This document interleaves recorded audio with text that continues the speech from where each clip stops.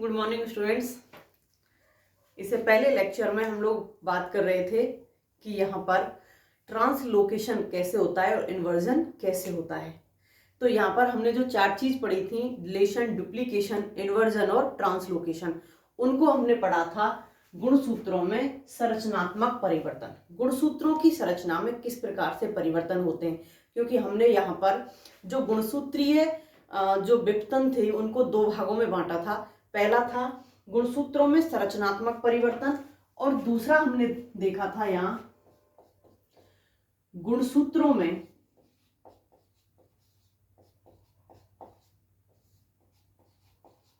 संख्यात्मक परिवर्तन। गुणसूत्रों में संख्यात्मक परिवर्तन। तो यहाँ हम संरचनात्मक परिवर्तन की स्टडी कर चुके हैं, देख चुके हैं कि गुणसूत्रों के अंदर जो संरचनात्मक परिवर्तन होते हैं वो किस प्रकार से होते हैं। तो नेक्स्ट सेकंड टॉपिक की तरफ चलते हैं, गुणसूत्रों में संख्यात्मक परिवर्तन। स्टूडेंट्स, आप लोगों को पता है कि हमारे जो बॉडी होती है, चाहे हम प्लांट बॉडी की बात करें चाहे हम एनिमल बॉडी की बात करें, तो दो प्रकार की सेल होती हैं। एक तो होती है द्विगुणित, जिनको हम किससे शो करते हैं, 2n से, और एक होती हैं अगुणित, जिसको किससे शो करते हैं, n से। तो प्लांट, एनिमल जो भी है, सभी की जो सोमैटिक सेल्स होती हैं,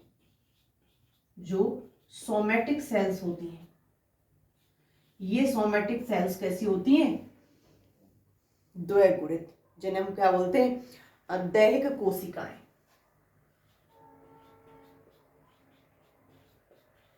दैहिक कोशिकाएं, जो दैहिक कोशिकाएं हैं ये सभी सोमैटिक सेल्स कैसी होती हैं, द्विगुणित होती हैं। और जो जनरेटिव कोशिकाएं होती हैं, जो जनरेटिव सेल्स होती हैं, जिन्हें बोलते हैं जनन सेल्स, ये सभी कैसी होती हैं, अगुणित अवस्था में होती हैं। क्योंकि आप लोगों को पता है एग सेल फीमेल की और मेल का कोई भी गैमेट या फिर दोनों के गैमेट एनिमल जो भी है, दोनों मिलकर के वापस कौन सी अवस्था लाएंगे, द्विगुणित अवस्था। क्योंकि जब फर्टिलाइजेशन की प्रक्रिया जिन जीवों के अंदर होती है, मेल प्लांट्स या एनिमल में, चाहे हम प्लांट्स की बात करें चाहे हम एनिमल्स की बात करें, जहां फर्टिलाइजेशन हो रहा है वहां पर जनन सेल अगुणित अवस्था में ही होगी। क्योंकि मेल और फीमेल के गैमेट आपस में मिलकर के उसको वापस कौन सी अवस्था ले आएंगे, द्विगुणित अवस्था ले आते हैं। तो यहाँ पर जो सेल्स के अंदर जो संख्या है गुणसूत्रों की, वो संख्या क्या होती है, फिक्स होती है। किसी भी प्रजाति के अंदर देख लें, वो संख्या फिक्स होती है। अगर द्विगुणित संख्या में हम यहाँ इसको लेकर नहीं चल रहे, तो हम बात किसकी कर रहे हैं, यहाँ जो क्रोमोसोमल जो विपतन हो रहे हैं, यहाँ पर संख्या में जो परिवर्तन हो रहा है, या फिर हमने इससे पहले पढ़े हैं संरचनात्मक परिवर्तन, तो वो किस में हो रहे हैं, तो स्टूडेंट्स वो हो रहे हैं यहाँ पर सोमैटिक सेल्स के अंदर, यहाँ पर सोमैटिक सेल्स के अंदर। तो यहाँ जो द्विगुणित कोशिकाएं हैं, जो डिप्लॉयड सेल्स हैं, इन डिप्लॉयड सेल्स में गुणसूत्र की संख्या का, गुणसूत्रों की संख्या की वृद्धि हो जाए या ह्रास हो जाए, वृद्धि या ह्रास हो जाए, तो दोनों ही अवस्था में संख्यात्मक परिवर्तन होगा। दोनों ही अवस्था में क्या होगा, यहाँ पर संख्यात्मक परिवर्तन आता है। जो वास्तविक जो संख्या होती है गुणसूत्रों की, वो क्या हो जाती है, परिवर्तित हो जाती है। अब ये परिवर्तन आता कैसे है, तो ये परिवर्तन दो प्रकार से आता है। एक तो होती है असुगुणिता, असुगुणिता, जिसको क्या बोलते हैं हम, एन्यूप्लॉइडी। एन्यूप्लॉइडी। और दूसरी पाई जाती है सुगुणिता। दूसरी कौन सी होती है? पहली एसोगुणिता और दूसरी होती है सुगुणिता, जिसको बोलते हैं यूप्लॉइडी। यूप्लॉइडी दोनों ही वो कंडीशन होती हैं, या तो गुणसूत्र की संख्या में ह्रास हो रही होगी या फिर वृद्धि हो रही होगी। तो यहां पर फर्स्ट लेके चलते हैं हम असुगुणता, एन्यूप्लॉइडी। यहां पर जो असुगुणता पाई जाती है, जो एन्यूप्लॉइडी पाई जाती है, यहां पर गुणसूत्र की जो द्विगुणित संख्या होती है, गुणसूत्र की जो द्विगुणित संख्या होती है, द्विगुणित संख्या होती है, इस द्विगुणित संख्या में या तो ह्रास हो रहा होगा या वृद्धि हो रही होगी। इस द्विगुणित संख्या में या तो यहां ह्रास हो रहा होगा या फिर यहां पर वृद्धि हो रही होगी। और यही वृद्धि या ह्रास ही क्या कहलाती है? एन्यूप्लॉइडी कहलाती है। एन्यूप्लॉइडी कहलाती है। अब ये एन्यूप्लॉइडी दो प्रकार की होती है, एक तो वो जिसमें ह्रास हो रहा है और दूसरी वो जिसमें वृद्धि हो रही है। तो यहां पर इस दो प्रकार की एन्यूप्लॉइडी को पढ़ने से पहले देखते हैं कि एन्यूप्लॉइडी होती कब है। आप लोगों ने मियोसिस को पढ़ा है,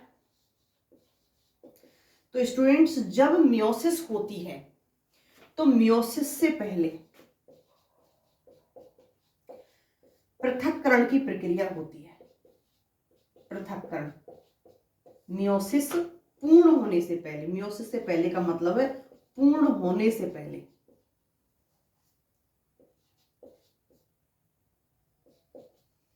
मियोसिस पूर्ण होने से पहले यहां पर पृथक्करण की प्रक्रिया होती है, जिसे हम सेग्रीगेशन कहते हैं। सेग्रीगेशन की प्रोसेस होती है। और ये सेग्रीगेशन की प्रोसेस किसमें होती है? गुणसूत्रों के अंदर। गुणसूत्रों में आप लोगों ने 11th 12th में भी पढ़ा है ये चीज कि सेग्रीगेशन होता है, गुणसूत्रों में पृथक्करण की प्रक्रिया होती है, और वो कहां हो रही है? मियोसिस में हो रही है।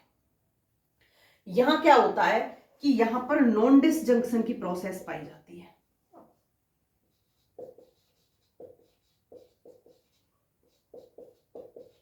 यहां नॉन डिसजंक्शन की प्रोसेस पाई जाती है। इसका मतलब जो यहां पर पृथक्करण होता है वो यहां नहीं होता। किस कंडीशन में? जब यहां पर एन्यूप्लॉइडी की प्रक्रिया हो रही है। तो एन्यूप्लॉइडी के टाइम में यहां पर नॉन डिसजंक्शन की प्रोसेस हो जाती है, या फिर नॉन डिसजंक्शन हो जाता है, पृथक्करण की प्रोसेस नहीं होती है। जब यहां पृथक्करण की प्रोसेस नहीं होती है तो यहां पर गुणसूत्रों के अंदर या तो गुणसूत्रों की संख्या बढ़ जाती है या फिर गुणसूत्रों की संख्या घट जाती है। एनीवन कोई भी कंडीशन हो जाती है। तो इतना ध्यान रखना कि यहाँ पर जब संख्यात्मक परिवर्तन हो रहे हैं, और संख्यात्मक परिवर्तन में जब असुगुणता की काम बात आती है, तो असुगुणता में गुणसूत्रों के अंदर नॉन डिसजंक्शन पाया जाता है। हिंदी में बोल दें कि यहाँ पर पृथक्करण नहीं होता है, गुणसूत्र एक दूसरे के साथ सटे रह जाते हैं। अगर संख्या बढ़ रही है तो उसी अवस्था में बढ़ जाएगी, और संख्या घट रही है तो उसी अवस्था में घट जाएगी। तो यहाँ पर समजात गुणसूत्र का या तो पूरा सेट जाएगा, या समजात गुणसूत्रों में से एक गुणसूत्र कम हो जाएगा। घटेगी तो बढ़ेगी, तो समजात गुणसूत्रों की संख्या सेट के साथ ही बढ़ेगी या फिर सेट के साथ ही घटेगी। अभी बताएंगे आगे कैसे घटेगी और कैसे बढ़ेगी। तो यहाँ पर एन्यूप्लॉइडी दो प्रकार से होती है।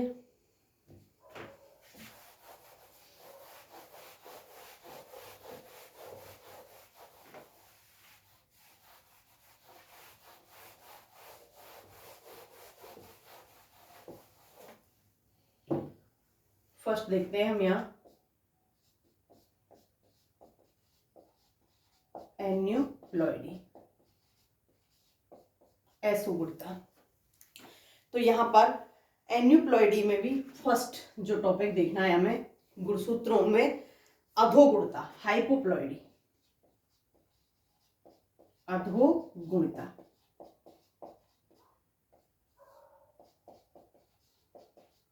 हाइपोप्लॉइडी।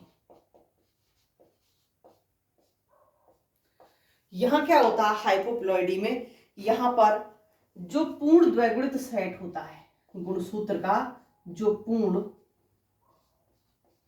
द्विगुणित सेट होता है,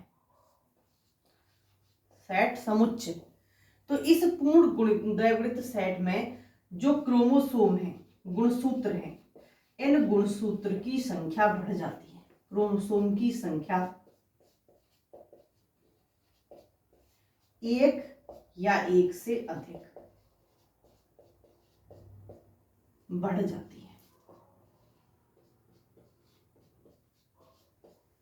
और यह अवस्था ही क्या कहलाती है, हाइपोप्लॉइडी कहलाती है, अधोगुणता कहलाती है। यहां पर संख्या आई एम सॉरी बढ़ती नहीं है, घट जाती है, वो हाइपर होगा, हाइपो नहीं हाइपरप्लॉइडी होगा। तो यहां पर जो पूर्ण द्विगुणित सेट होता है उसमें क्रोमोसोम की संख्या या तो एक घटेगी या फिर एक से अधिक घट जाएगी, और यही अवस्था क्या कहलाती है, हाइपोप्लॉइडी कहलाती है। संख्या का घट जाना हाइपोप्लॉइडी कहलाता है। हाइपोप्लॉइडी कौन कौन सी तरीका की होती है, देखिए, अगर एक गुणसूत्र की कमी हो रही है, जिसे बोलते हैं हम एक न्यून सूत्री, एक न्यून सूत्री, मोनोसोमिक, और आपको ये वर्ड भी मिल जाएगा लिखा हुआ, मोनोसोमी, तो कंफ्यूज नहीं होना, मोनोसोमिक कहें या मोनोसोमी कहें एक ही बात है। यहां पर जो कंडीशन आती है वो क्या आती है, 2n-1, जो द्विगुणित गुणसूत्र है उसमें एक गुणसूत्र की कमी हो जाएगी। तो देखिए, हमने फॉर एग्जांपल लिया धतूरा, धतूरे के अंदर जब 2n बराबर होता है वो होता है 24, 23 को छोड़ दें हैं, क्योंकि 23 तो कैसे उपस्थित हैं, इसी प्रकार से हमने लिया 24 में, यहां पर एक ये है और दूसरा ये है, तो यहां पर एक समजात गुणसूत्र में से क्रोमोसोम की द्विगुणित जो पूर्ण सेट होता है, द्विगुणित पूर्ण सेट, तो ये द्विगुणित पूर्ण सेट है, 23 को तो हमने छोड़ दिया, बात ही नहीं कर रहे 23 की, तो जो 24 में है, तो यहाँ 24 में जो दो गुणसूत्र होते हैं उनमें से केवल क्या रह जाएगा, एक रह जाएगा, दो में से केवल क्या रह जाएगा, एक रह जाएगा, एक यहां पर क्या हो जाएगा, मिसिंग, हट जाएगा।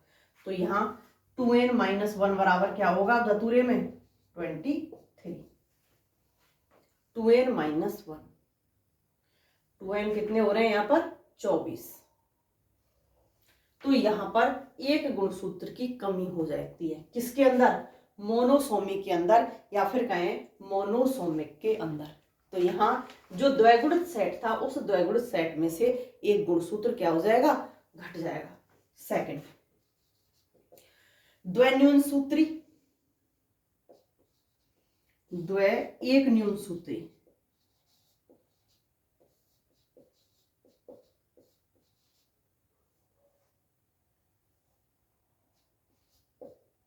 जिसको बोलते हैं हम डबल मोनोसोमी,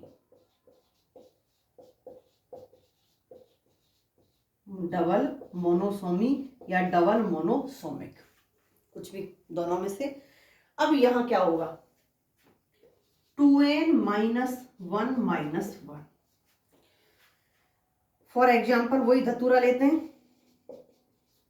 धतूरे के अंदर 24 में से हम 22 को छोड़ देंगे, यहां 24 में से हमने 22 को छोड़ दिया,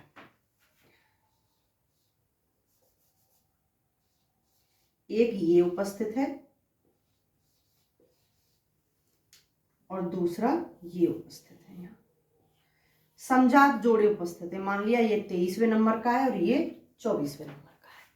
22 को हमने 22 की तो बात ही नहीं कर रहे हैं, क्योंकि डबल मोनोसोमी में क्या होता है, जो समजात गुणसूत्र होते हैं, समजात,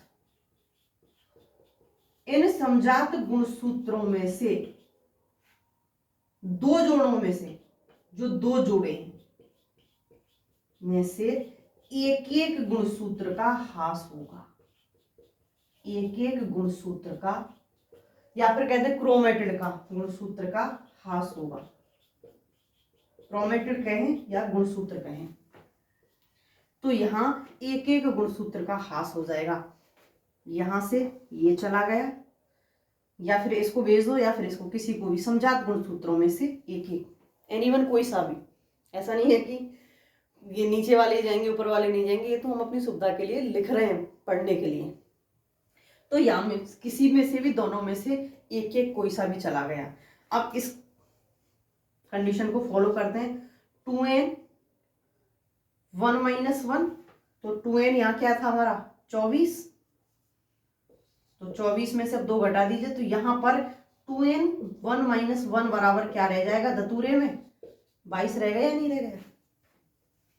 यहां पर 22 रह जाएगा। किसमें? डबल मोनोसोमिक में। जो समजात गुणसूत्र हैं, उन समजात गुणसूत्रों के दो कोई भी सेट में से, हम ये नहीं कह रहे कि पीछे का सेट आगे का सेट, कहीं से भी दो कोई समजात गुणसूत्रों में से, दो जोड़ों में से एक एक गुणसूत्र का ह्रास हो जाएगा, और ऐसी स्थिति क्या कहलाती है? यहाँ पर डबल मोनोसोमिक कहलाती है। नेक्स्ट,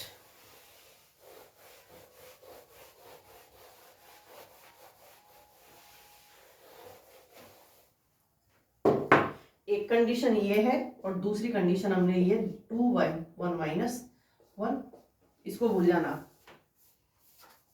हमने जो कंडीशन पढ़ी है वो एक ये और दूसरी ये, तीसरी क्या होगी? तो यहां पर जो तीसरी पाई जाती है वो पाई जाती है द्वैन्यून सूत्री। द्वैन्यून सूत्री तीसरी जो पाई जाती है यहां पर द्वैन्यून सूत्री, जिसको बोलते हैं हम नलीसोमी। द्वैन्यून सूत्री को क्या बोलते हैं हम यहाँ? नलीसोमी।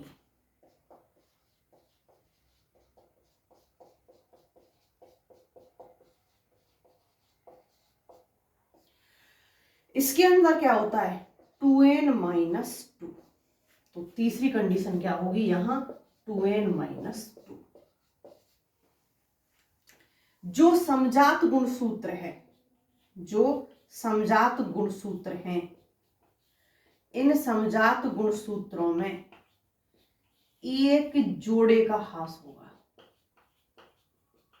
एक जोड़े का ह्रास होगा,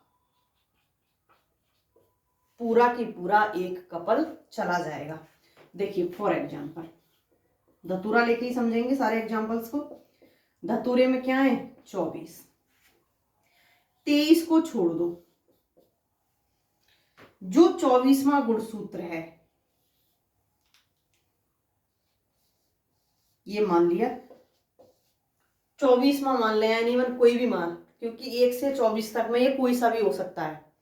तो यहां पर जो एक गुणसूत्र है जो जोड़ी में उपस्थित है, हम 24वां लेके चल रहे हैं अपने हिसाब से, तो अब ये 2n - 2 में जो समजात गुणसूत्र हैं, इनमें पूरे के पूरे एक जोड़े का ह्रास हो रहा है, पूरा के पूरा एक सेट जा रहा है, तो ये पूरा ही सेट साफ हो जाएगा।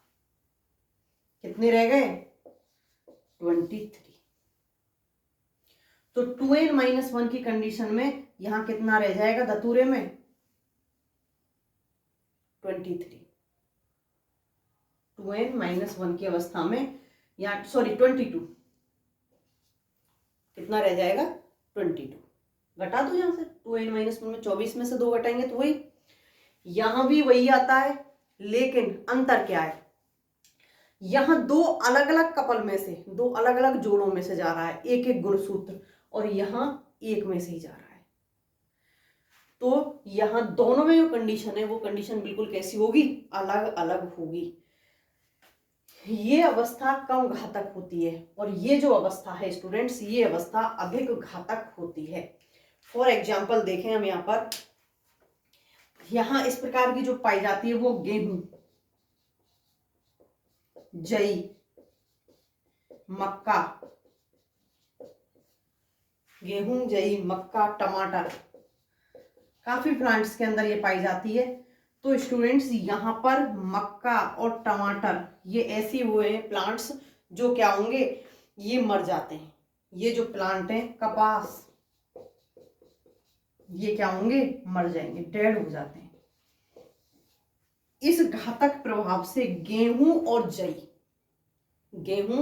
और जई केवल ये ही क्या बनते हैं, लिविंग बचते हैं।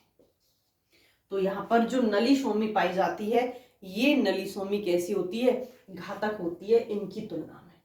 यहाँ पर गेहूं और जई के अलावा जितने भी प्लांट्स के अंदर पाई जाती है, अधिकतर प्लांट्स क्या हो जाते हैं अवस्था में, मर जाते हैं, डेड हो जाते हैं। क्यों? क्योंकि यहाँ पर जो स्टेरिलिटी पाई जाती है, या तो प्लांट बंद हो जाएगा, स्टेरिलिटी पाई जाएगी तो आगे की ग्रोथ ही खत्म हो जाएगी, या फिर प्लांट जब यहाँ पर सेल्फ पॉलिनेशन होगा, क्योंकि ये अवस्था आती कब है, अगर हम इस अवस्था के आने की बात करें तो ये अवस्था आती कब है, तो ये अवस्था या तो सेल्फ पॉलिनेशन की स्थिति में आती है,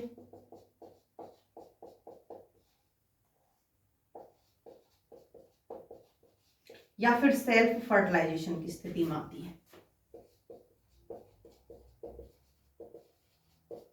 इन दोनों कंडीशनों में किसी में आ जाती है और यहाँ पर स्टेरिलिटी होती है, स्टेरिलिटी उपस्थित होती है, मतलब बंध्यता पाई जाती है। स्वयं परागण या स्वयं निषेचन किसी भी कंडीशन में इन प्लांट्स में अगर हो रहा है तो यहाँ स्टेरिलिटी होगी।